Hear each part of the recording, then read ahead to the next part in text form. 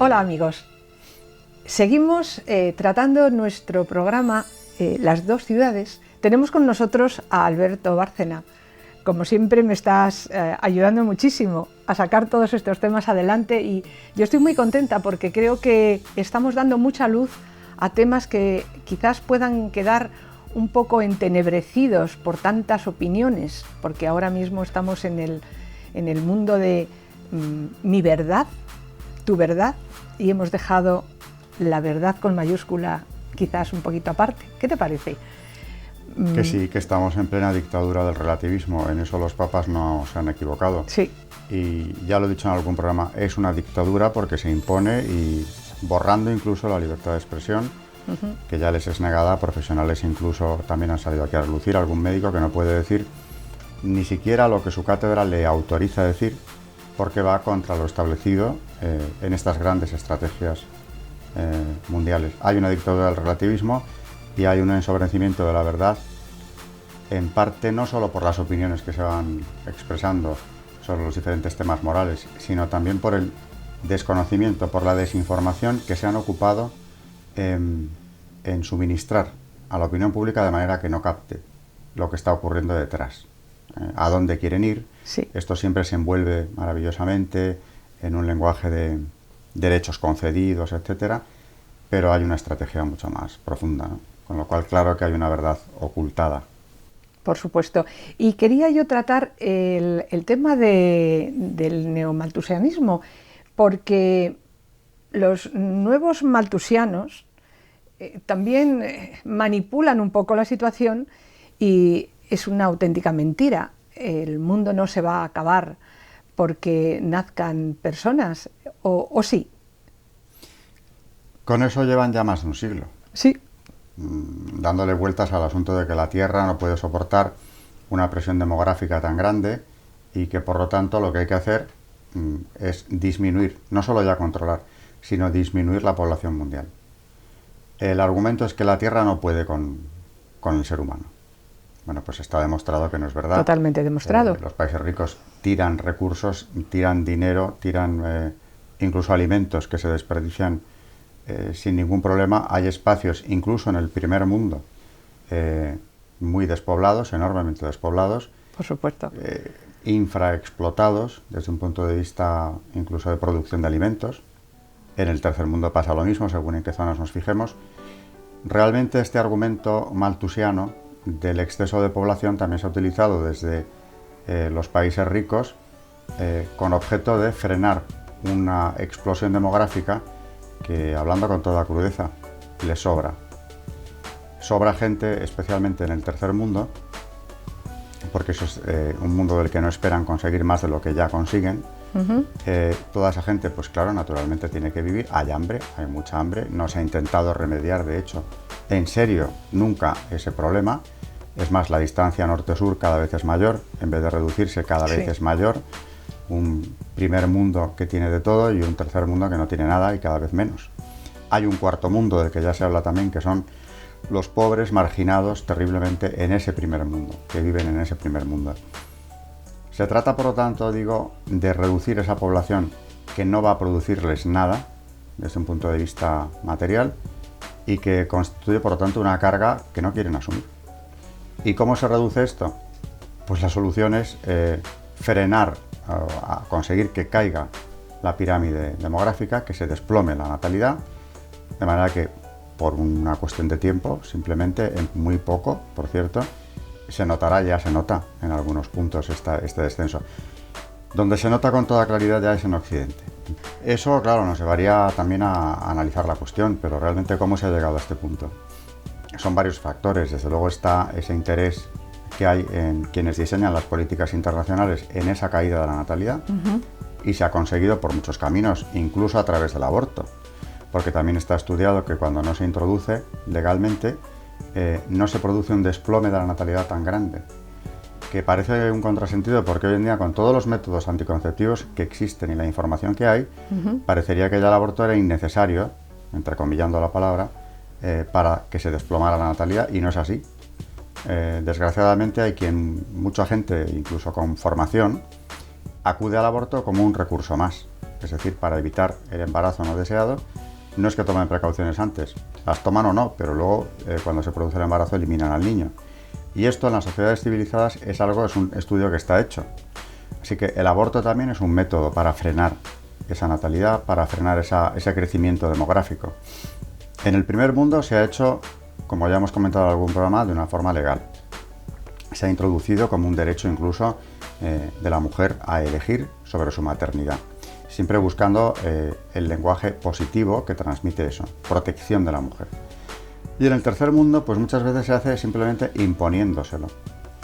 Pero es una manipulación total del lenguaje, porque claro, vamos a ayudarles, pobrecitos, que son el tercer mundo y necesitan ayuda. Y entonces nos encontramos, por ejemplo, que yo lo he leído en la guerra de Kosovo, se mandaban todo tipo de equipos de salud sexual que eran aparatos para succionar el feto y píldoras anticonceptivas del día después, no exactamente esa, pero unas muy parecidas a base de estrógenos muy fuertes, porque claro, en la guerra de Kosovo había un peligro muy grande de que todas estas mujeres estuvieran siendo violadas y vamos a ayudarlas. Volvemos otra vez a ¿de qué manera estamos queriendo ayudarles? De una forma en la que yo, país rico, voy a ayudarte, pero para ayudarme yo. O sea, es una lucha al final entre el norte y el sur, entre el este y el oeste. ¿Qué estamos haciendo? Bueno, el tema del aborto, de la manipulación es constante. Y hablabas ahora de mujeres violadas, el supuesto de violación, que es muy infrecuente, por cierto, está ahí. Pero es que además yo esto creo que hay que defenderlo como es. Muy lamentable que venga al mundo en esa situación, o con ese trauma para la madre, pero realmente no deja de ser un ser humano. Eso es tanto como castigar a ese niño, que es inocente, por supuesto, por lo que su padre haya podido hacer, o ha hecho, en el caso de que se demuestre que ha sido un violador, ¿no? El niño es completamente inocente de esto. Sí. Con lo cual, ahí también ha habido una manipulación, no solo del lenguaje, sino también incluso de los criterios de lo que es el derecho humano. El fundamental es la vida y se defiende según. Si eres hijo de un delincuente no se te defiende y puede ser eliminado. También se te puede eliminar si la madre va a sufrir aquellos o tales otros trastornos. En fin, es un derecho, siendo el fundamental, que ya está cuestionadísimo, el de la vida. Y como digo yo siempre, si ese lo cuestionas, ¿qué vas a defender? Ese es un tema. Pero otro tema es lo de las ayudas al tercer mundo. Por ejemplo, en alguna ocasión se me ha señalado como quien denunció a la UNICEF, que claro...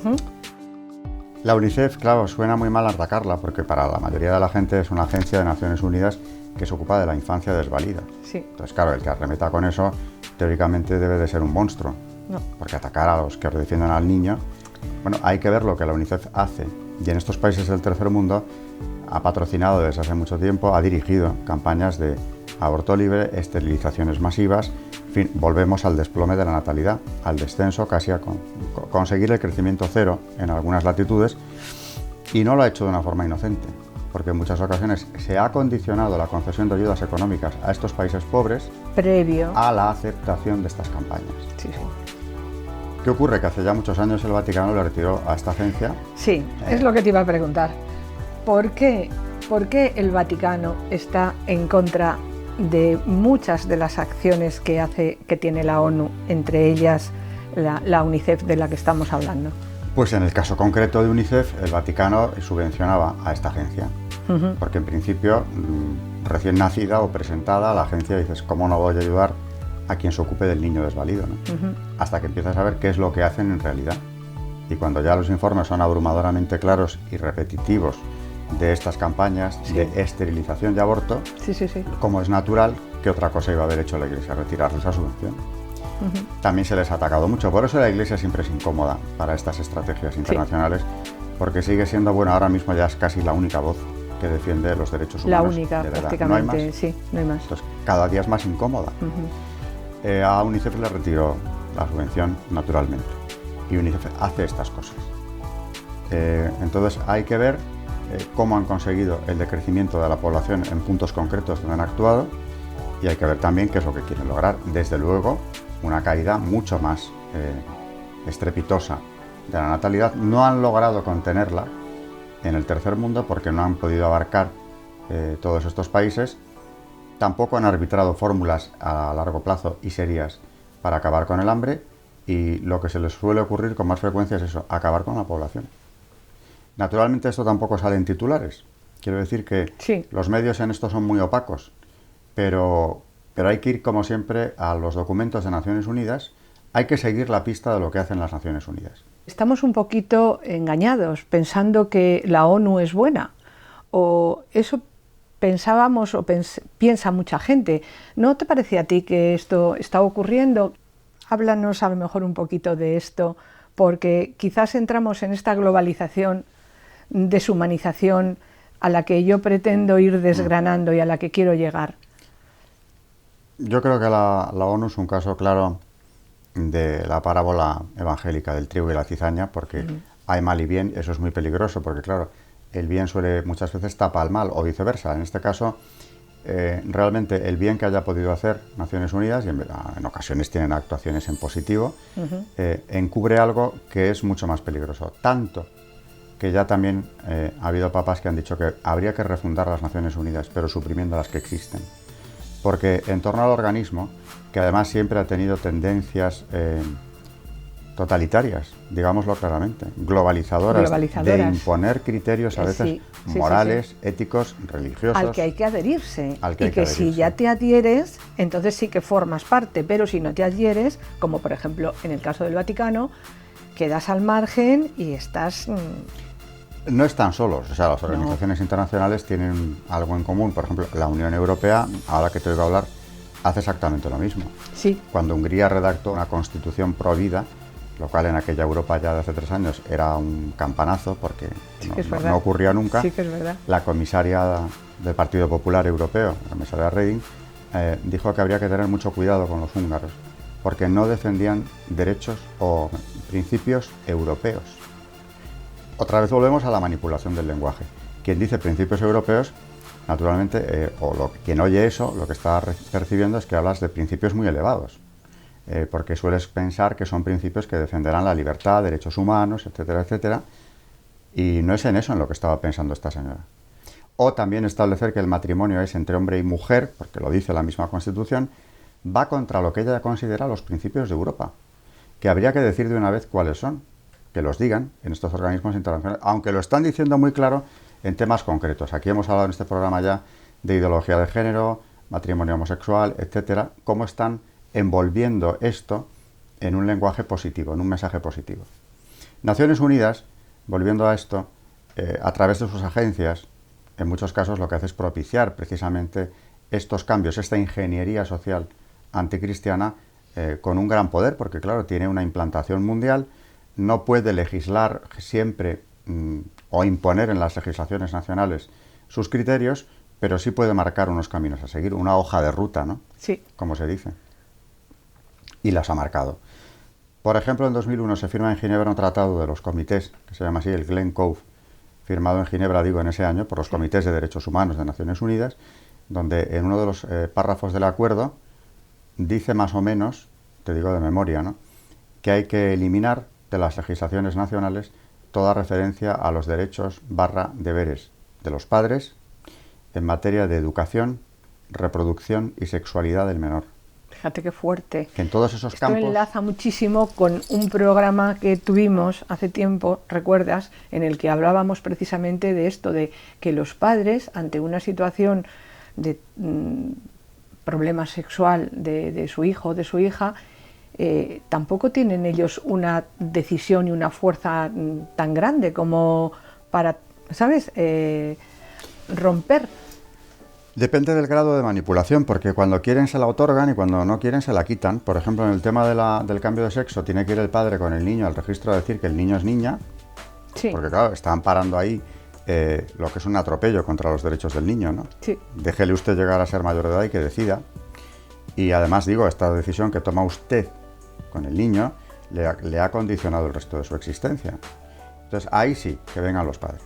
Mira, cuando, por ejemplo, también Zapatero, que fue un gran ingeniero social, Introdujo el aborto con esa cláusula de que las menores no tuvieran necesidad del consentimiento paterno ni de intervención de los padres en absoluto. Seguían siendo menores porque estas personas juegan con estos principios básicos del derecho, ¿no? Sí.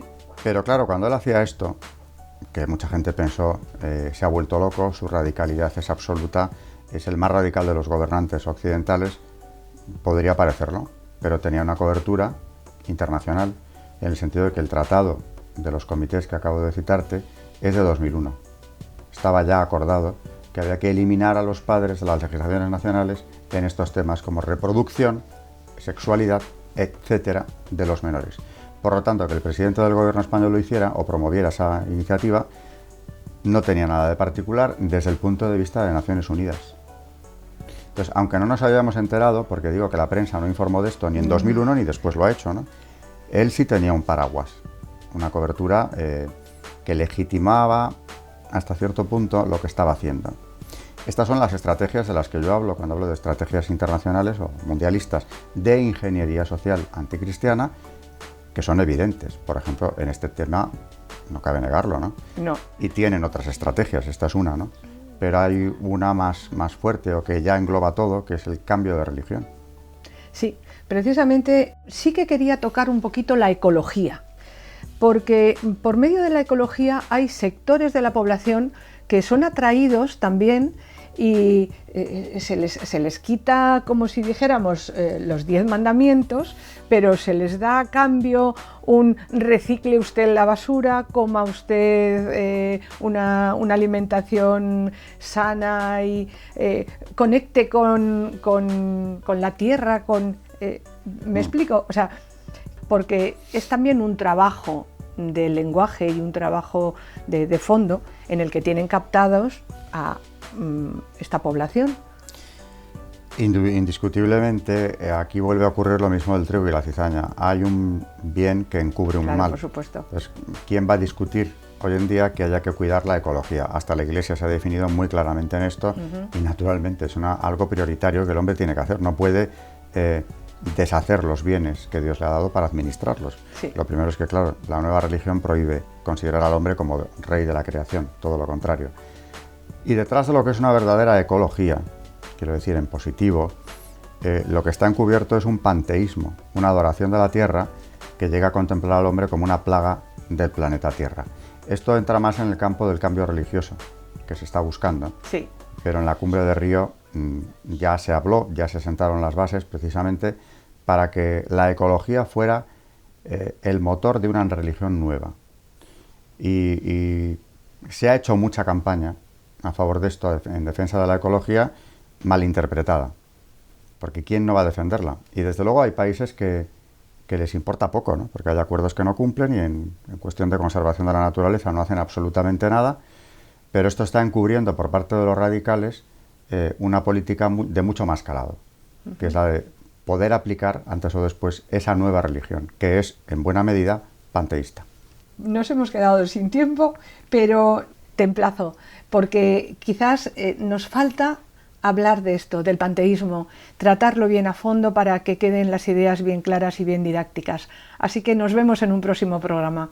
Y a ustedes les emplazo también para escucharle y verle en una próxima ocasión. Muchísimas gracias.